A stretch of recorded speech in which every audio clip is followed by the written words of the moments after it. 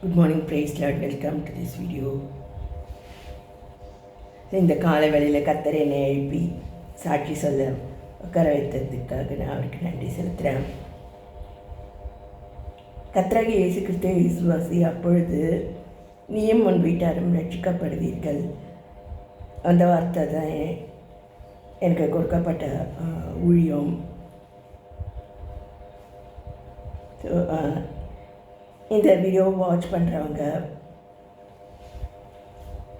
ஒரு வேளை இன்னும் ரெடியாக ஆகாமல் நைட்டியில் அப்படி இருக்கலாம்.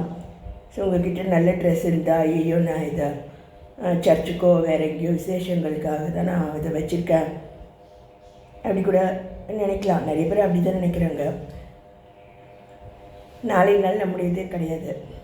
ஸோ இன்றைக்கே நீங்கள் அணிந்து கொள்ளுங்கள். இந்த மாதிரி ஆர்டிஃபிஷியல் ஜுவல்லரி இருந்தால் கூட அணிந்து கொண்டு கண்டிப்பாக தேவ சமூகத்துக்கு வரலாம். எங்கேயோ போய் ஊழியம் செய்யணும், எங்கேயோ போய் ஜெபிக்கணும் அப்படி கிடையாது. உங்கள் வீட்டில் இருங்க, ஜெபிங்க, கர்த்தரை நோக்கி பாருங்கள். கர்த்தருடைய பிரசன்னம் உங்கள் வீட்டில் காணப்பட ஜெபிங்க.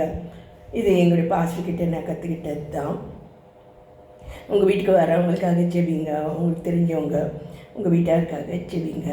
கர்த்தருடைய வார்த்தை அவங்களுக்கு அவங்க தேவைக்கு ஏற்ப, அவங்க பேக்ரவுண்டுக்கு ஏற்ப கர்த்தர் உங்கள் வாயில் அருளி செய்ய நீங்கள் ஜெபம் பண்ணுங்க.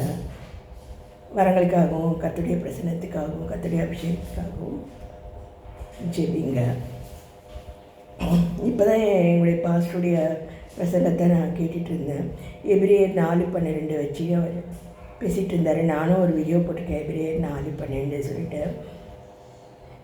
என்னுடைய சேனலையும் தொடர்ந்து வாட்ச் பண்ணி பாருங்கள். கர்த்தர் உங்களோட பேசுவார்.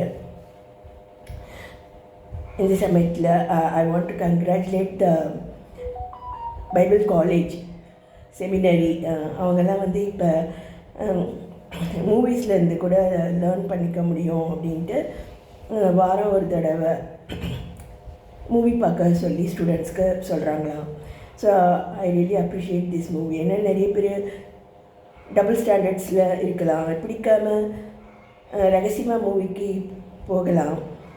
மூவி என்ன சொல்லுது அப்படின்னு லேர்ன் பண்ணிக்காமல் கூட பாவத்தில் விழலாம். இல்லை மூவியே பார்க்காதவங்க நாங்கள் அப்படின்னு சொல்கிறவங்க கூட பாவத்தில் இருக்க முடியும். ஸோ எல்லாருக்கும் ஜெபங்கள் தான் தேவைப்படுது.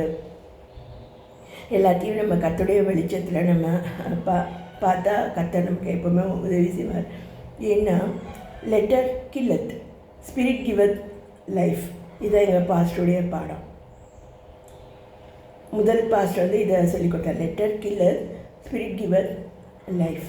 அதுக்கப்புறம் எங்கள் வேலூர் பாஸ்டர் என்ன சொல்லிக் கொடுத்தாருன்னா நானும் என் வீட்டாருமோ வென்றால் கர்த்தரையே சேவிப்போம்.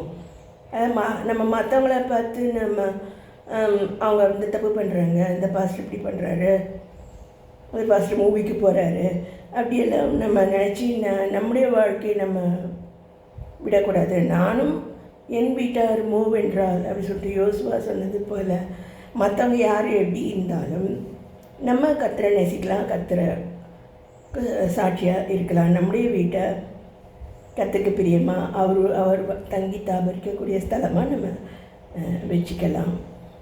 கண்டிப்பாக கர்த்தராகிய இயேசு கிறிஸ்து விசுவாசி, அப்பொழுது நீயும் உன் வீட்டாரும் ரட்சிக்கப்படுவீர்கள். இது என்னுடைய குரு சாது தொண்டைமான் சொன்னது. இது சில பேருக்கு யூஸ்ஃபுல்லாக இருக்கலாம்.